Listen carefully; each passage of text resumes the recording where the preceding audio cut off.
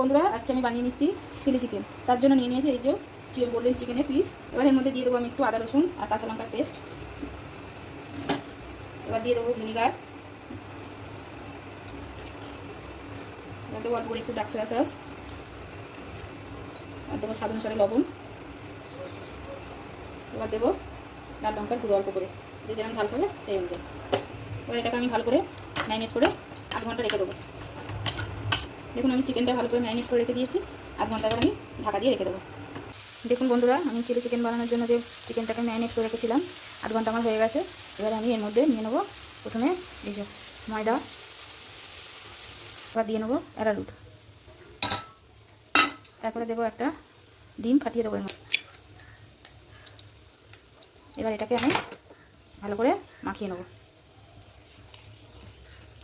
দেখুন বন্ধুরা, পকোড়াগুলো ভাজার জন্য আমি কড়াই তেল দিই।